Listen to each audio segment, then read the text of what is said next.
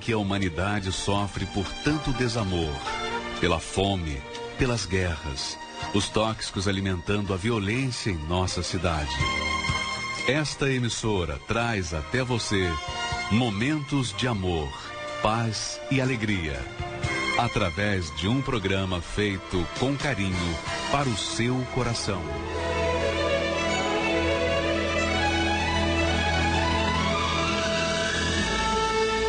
E agora, com você, diretamente do Templo de Salomão, a palavra amiga do Bispo Macedo.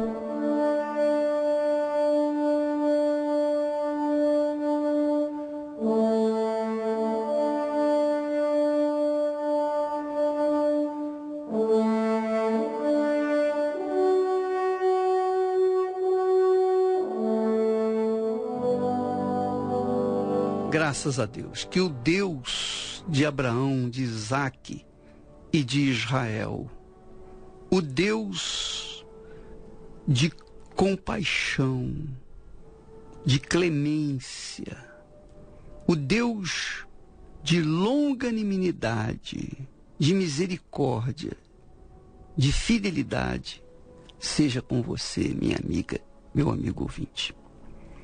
Você que está preso numa cama, um leito de dor, preso a uma doença, a uma enfermidade incurável, seja curada, seja curado, seja livre dessa maldição do inferno.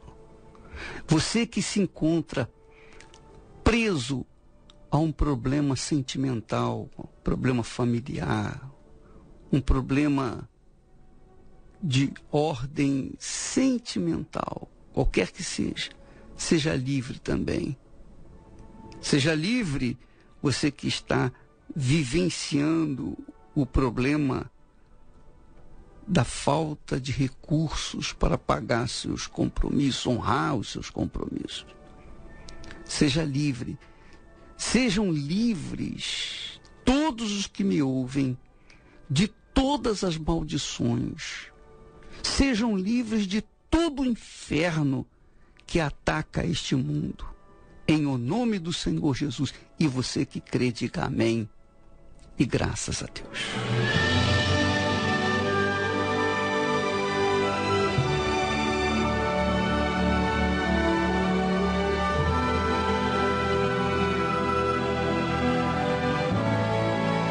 Graças a Deus. Nós lemos aqui no capítulo 20 de Apocalipse, quando fala da prisão de Satanás.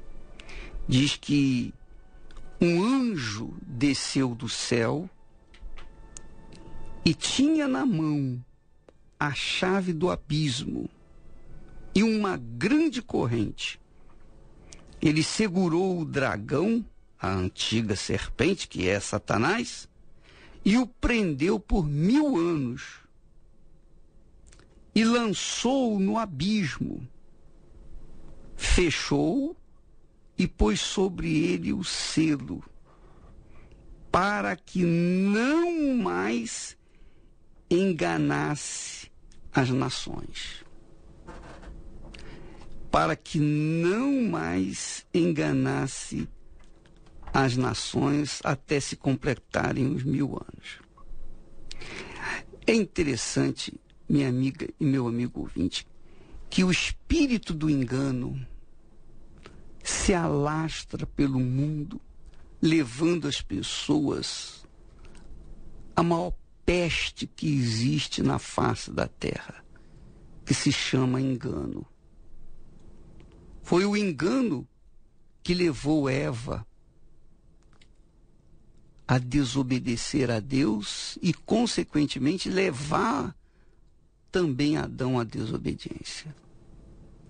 E o pior pecado deles, ou a coisa mais grave, além da desobediência a Deus, foi que Adão e Eva, que tinham a autoridade de Deus, Adão especialmente, que tinha o domínio sobre todas as coisas, inclusive sobre a serpente, ele tinha o domínio, ele era a autoridade máxima na terra.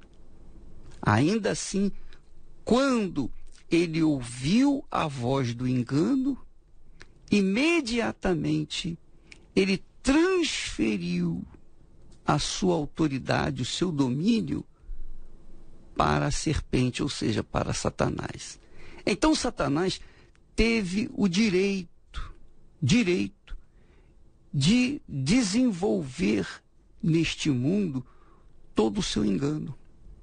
E a partir dali nasceu uma humanidade corrupta, uma humanidade cruel, injusta, uma humanidade que se desenvolveu até os dias de hoje, como você mesmo sabe muito bem, uma terra cheia de convulsões, de caos social, onde ninguém é de ninguém, onde cada um por si é por si, onde as pessoas não mais respeitam, não se respeitam, não tem um mínimo de calor humano, a vaidade, né?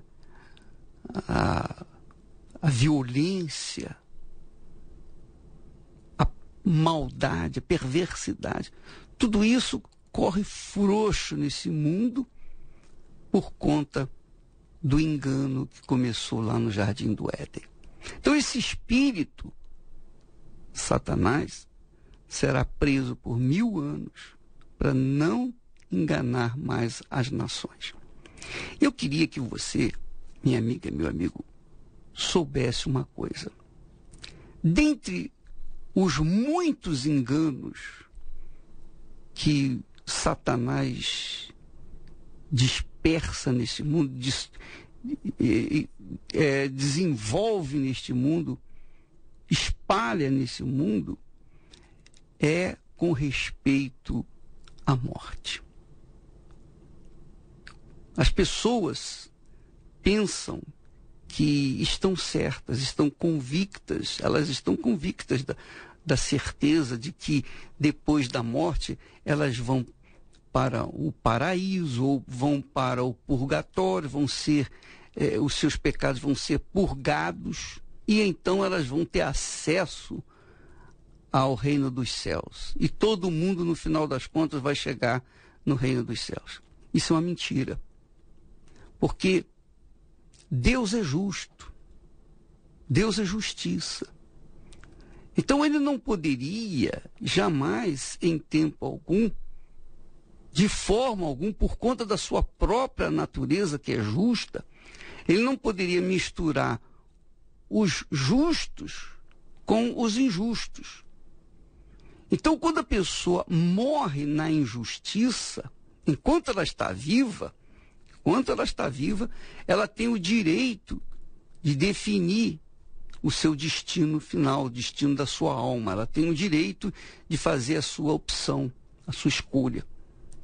Mas, se ela morre vivendo na injustiça, ela, por exemplo, é uma pessoa que faz o que não deve. Ela é uma criminosa, ela é ladra, ela é mentirosa, ela é enganadora, ela é corrupta, ela tem uma vida totalmente contrária àquilo que a Bíblia se nos ensina. A sua conduta, seu comportamento é contrário à ética, é contrário à verdade, é contrário à palavra de Deus. Então ela morre nessa situação. Então, o que acontece? Por conta da justiça de Deus, aquela criatura que morreu na injustiça, ela é levada pelos espíritos da injustiça para o reino da injustiça, que é o inferno. O inferno é o reino da injustiça. Então, as pessoas que morrem na injustiça, elas já são de direito, por justiça, pertencentes ao reino de Satanás, que é o inferno. Então, os anjos do inferno vêm buscar a sua alma e levá-la para o inferno. Porém, o inferno não é o destino final. Elas ficam lá no inferno, urrando, sofrendo as consequências da sua injustiça, até o juízo final. No juízo final, você pode ler isso em capítulo 20 e no versículo 11, quando há a justiça de Deus, quando Deus vai julgar as pessoas que foram para o inferno, porque quem envia as pessoas para o inferno não é Deus, é a própria pessoa. Se eu vivo uma vida corrupta, então, quando eu morrer, eu vou direto, ou eu sou levado, a minha alma é levada direto para o mundo da corrupção. E aí, eu vou ficar aguardando até o juízo final. E é óbvio que no juízo final, os livros que Deus tem guardado para contar a minha história, lá naquele livro tem toda a minha história.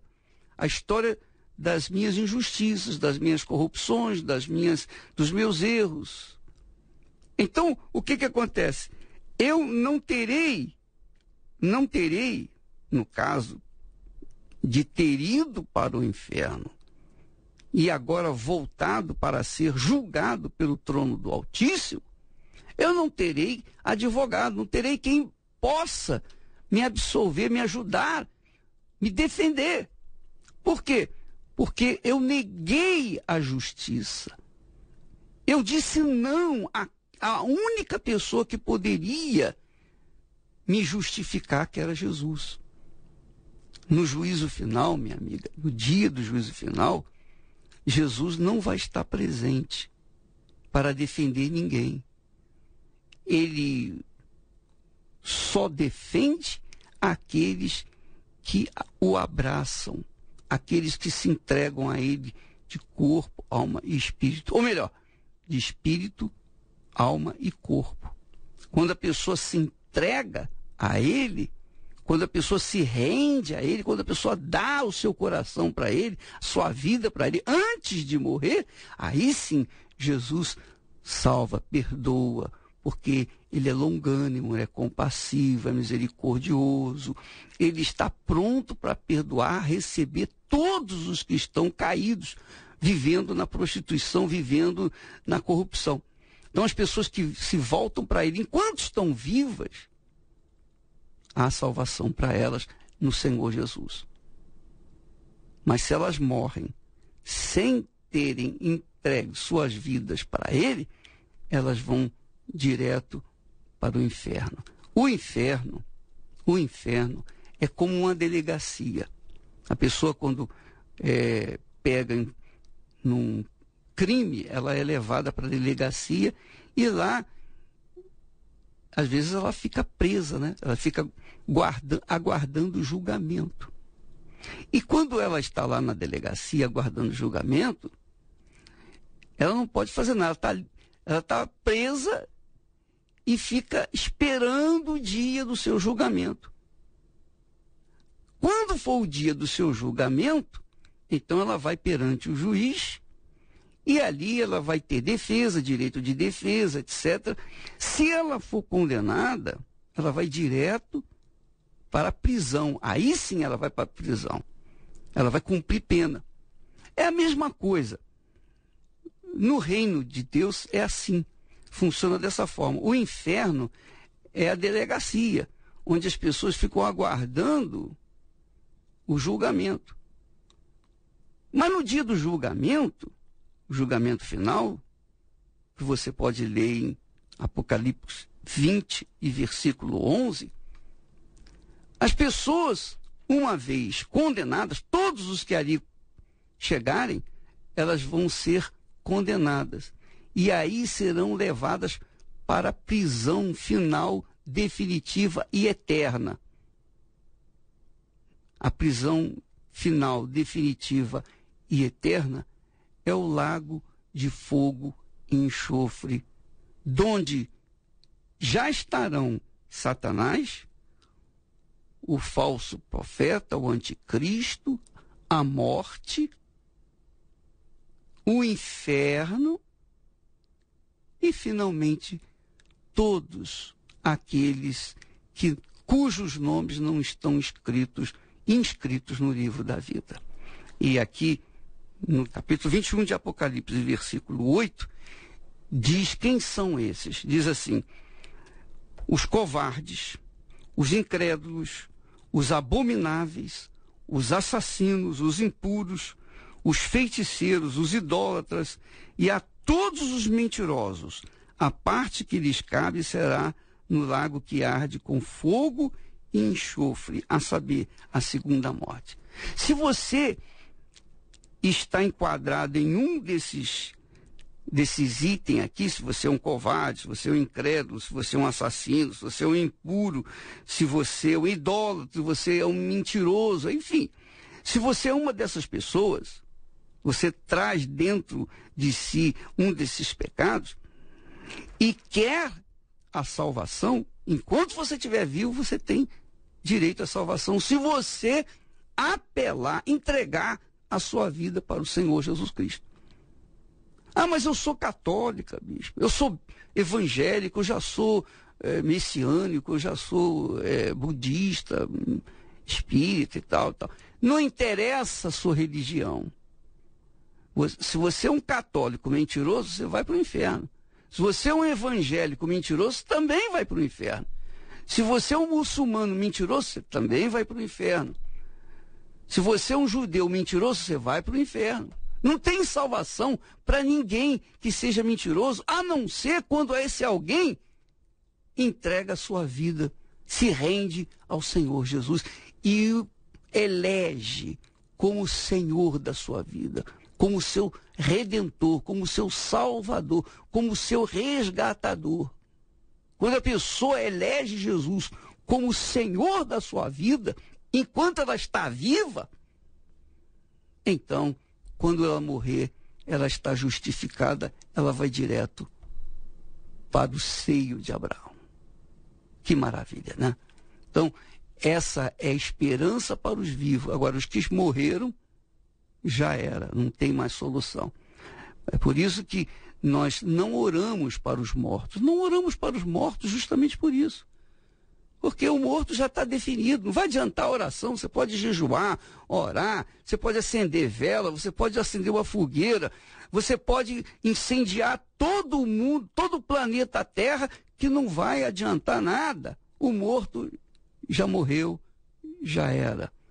Só há salvação para aqueles que estão vivos e têm o direito de escolher e eleger o Senhor Jesus Cristo como o único Senhor da sua vida.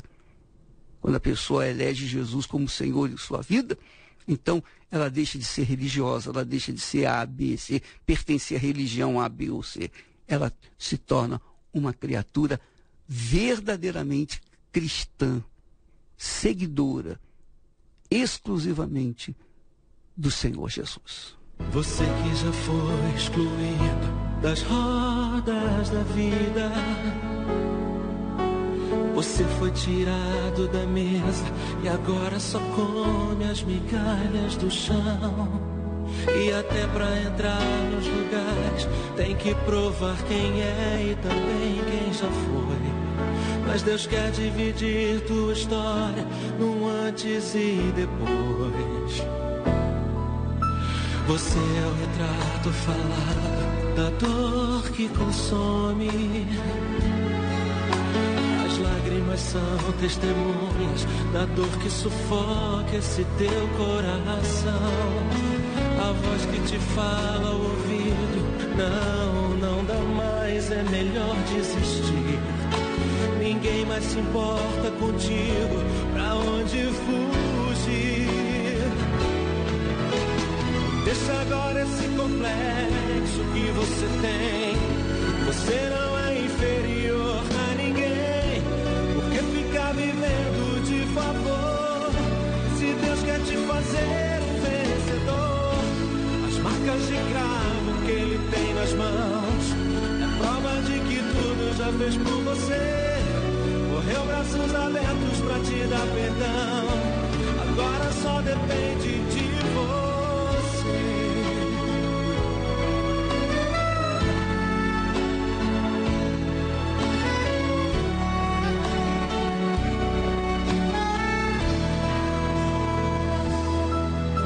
Você é o retrato falado da dor que consome. As lágrimas são testemunhas da dor que sufoca esse teu coração. A voz que te fala ao ouvido, não dá mais, é melhor desistir. Ninguém mais se importa contigo, pra onde fugir? Deixa agora esse complexo que você tem. Você não é inferior a ninguém. Por que ficar vivendo de favor, se Deus quer te fazer um vencedor? As marcas de cravo que Ele tem nas mãos é prova de que tudo já fez por você. Morreu, braços abertos pra te dar perdão. Agora só depende de você. Deixa agora esse complexo que você tem. Você não é inferior a ninguém. Por que ficar vivendo de favor, se Deus quer te fazer um vencedor? As marcas de cravo que Ele tem nas mãos é prova de que tudo já fez por você. Morreu, braços abertos pra te dar perdão. Agora só depende de você. Graças a Deus, minha amiga, meu amigo, não se esqueça, hein?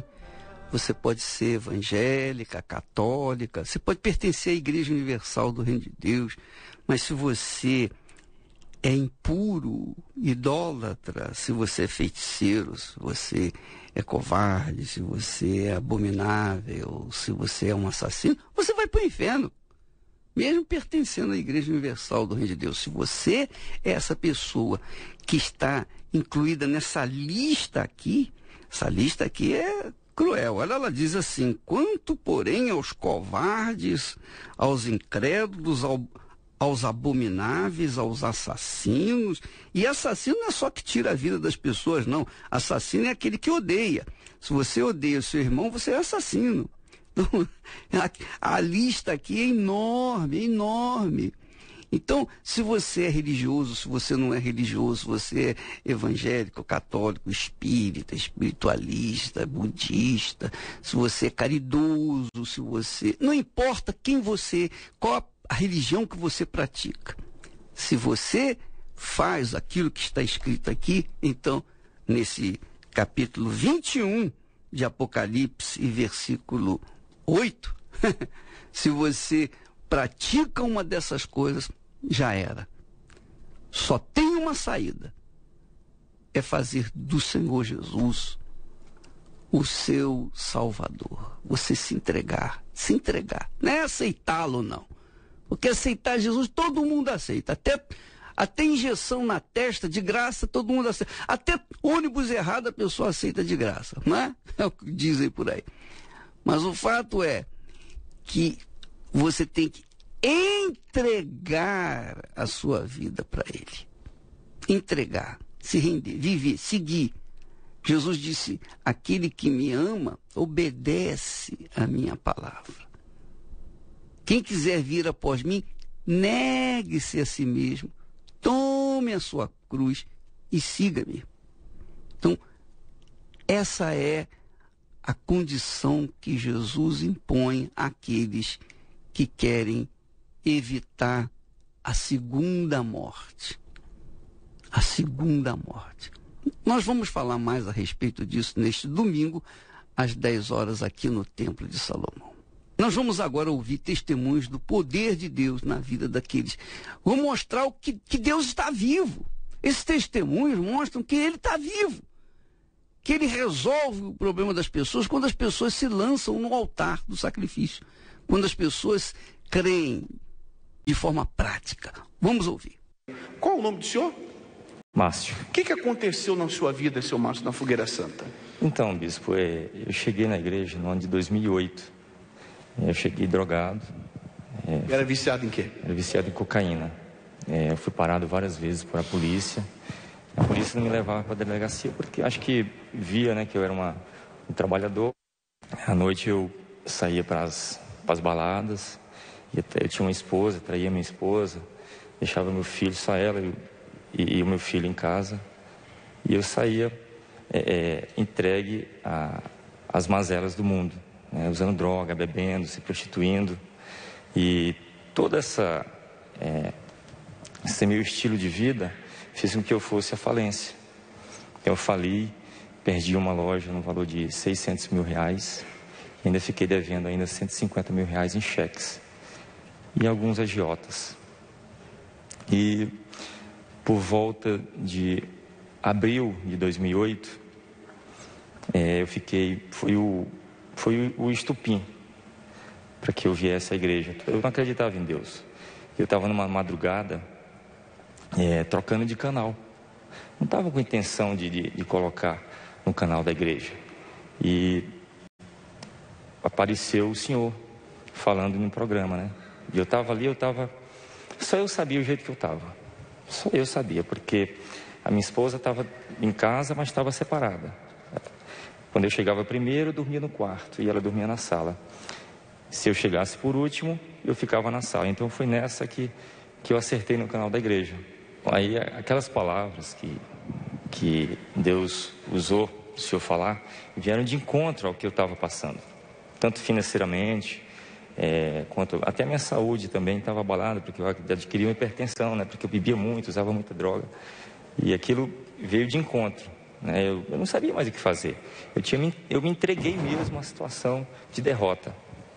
E aquela palavra que o senhor falou ali, eu vi mesmo sem acreditar em Deus, eu vi ali sabe assim, um pouquinho de chance de eu reconstituir a minha vida. Eu falei, olha, era 4:30 da manhã isso aí. Eu falei, eu vou lá nessa igreja. Eu com medo da minha esposa acordar, porque eu também não queria mostrar que eu assistia as coisas da igreja, né? Eu era tão incrédulo que eu não queria mostrar para as pessoas que eu poderia estar vendo alguém evangelizar ou assistir um programa evangélico, né? Aí eu falei, eu fiz um voto ali mesmo. Eu estava 3 dias com insônia. Eu falei, eu vou nessa igreja. Se Deus mudar a minha situação, eu vou continuar nela. Aí ali mesmo eu já dormi. Eu nem percebi, eu já dormi. Eu não conseguia dormir. Aquele meu voto ali naquele momento já tirou o mal da insônia. E eu acordei 7 horas da manhã. Nem parecia que eu estava 3 dias acordado, né? Acordei 7 horas da manhã, sabe? Não tinha ressaca, não tinha nada. Fui tomar um banho, coloquei a melhor roupa. Peguei o carro, né? O carro já estava em busca e apreensão. Ainda tinha umas drogas por dentro. Mas do jeito que eu estava, eu fui. Fui para a igreja, assisti o culto, né? Que o senhor convidou 4:30 da manhã e 10 horas eu já estava lá.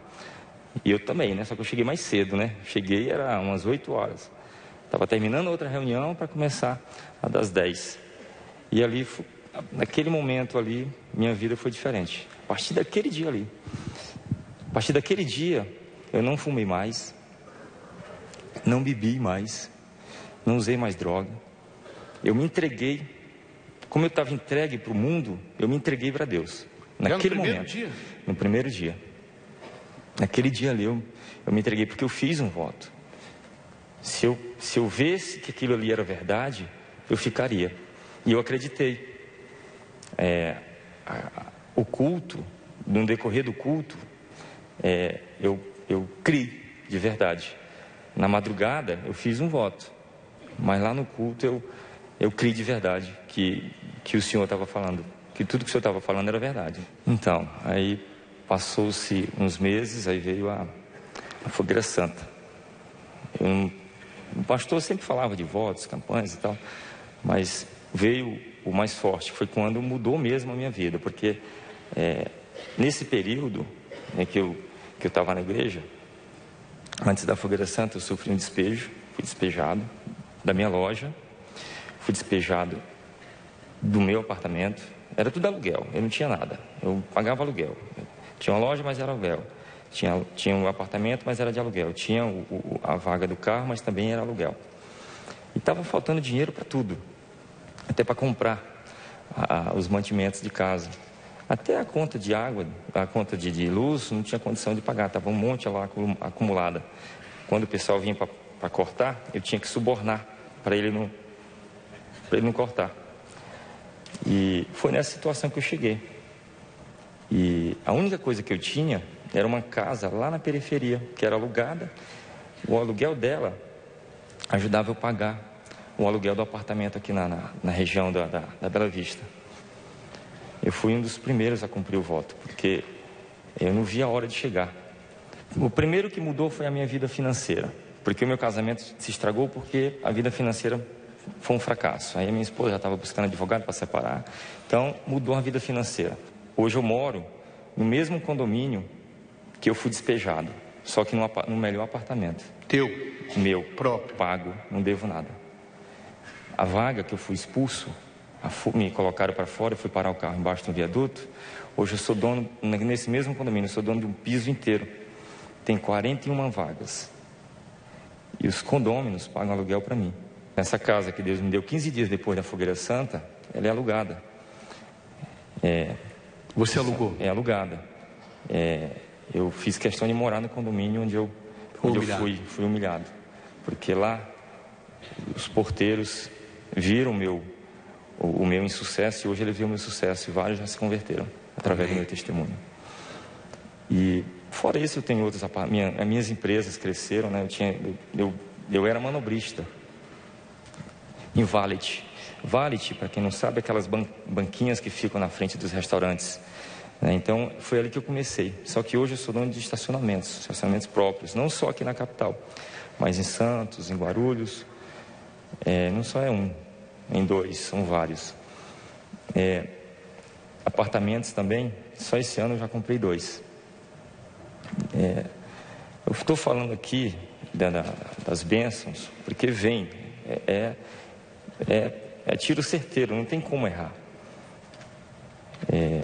Só o apartamento que eu comprei, nem vou morar nele, provavelmente vai ser mesmo só para investimento. Comprei um por 475 mil e acho que uns 15 dias depois comprei outro por 553 mil. Comprei um aqui na Vila Prudente, comprei outro lá em Guarulhos, porque é próximo do aeroporto, porque eu já estou com visão de sair do país. Então, próximo do aeroporto já vai ter uma logística legal. Teu casamento? Meu casamento está abençoado. Minha esposa desistiu da separação, está na igreja junto comigo. Meu filho, na época, tinha 1 ano, hoje tem 7 anos. Um dos melhores lá na escolinha, né? Sabe, toda igreja tem escolinha. Então, todas as áreas da minha vida. Eu não sou mais hipertenso, porque eu tinha problema de pressão, não sou mais. Tua vida espiritual? 100%, pastor. Você tem certeza da tua salvação? Certeza. Isso é o que seria a conclusão desse meu testemunho. As conquistas vêm, mas o principal é a certeza da minha salvação. Essa é a principal coisa que a gente tem. E eu cheguei na igreja, eu nem me importava com isso. Eu fui para resolver o meu problema. Hoje eu descobri uma coisa muito mais valiosa, que é a minha salvação. Amém. Muito bem, graças a Deus. Nós vamos ficando por aqui, e neste domingo aqui no Templo de Salomão, às 10 horas da manhã, nós estaremos tratando mais desse assunto aqui, falando dessa lista. E se você quiser a salvação eterna, você tem que fazer por onde? Você tem que fazer, se esforçar. É como a minha saudosa mãe dizia: meu filho, Deus falou, esforça-se, faça a tua parte que eu te ajudarei. É isso mesmo, é isso mesmo. O reino de Deus é tomado por grande esforço, por violência. Então, se você quiser tomar posse dele, você tem que colocar toda a sua vida, toda a sua força. Do contrário, você vai para o lago de fogo. Domingo às 10 horas aqui no Templo de Salomão. Aliás, 10 horas não. Vamos falar 9h30, né? Quando eu falar 9h30, é porque começa às 10 horas. Domingo às 9h30 aqui no Templo de Salomão, Avenida Celso Garcia, 605. Deus abençoe a todos e até amanhã, em nome do Senhor Jesus. Quando todos todas as portas do mundo estiverem fechadas e você perceber que as verdades estão todas erradas, quando você não tiver no mundo nem mais um amigo, não tiver mais ninguém a seu lado que lhe dê abrigo, só Jesus, só Jesus, só Jesus poderá lhe dar a mão.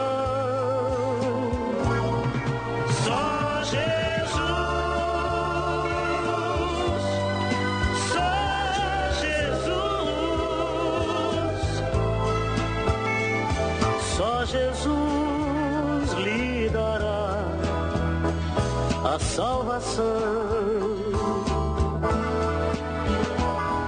Só Jesus nos espera ansioso e de braços abertos. Só Jesus guiará nossos pés aos caminhos mais certos. Basta apenas você aceitar as verdades sagradas que estão todas escritas na Bíblia e são confirmadas. Só Jesus, só Jesus, só Jesus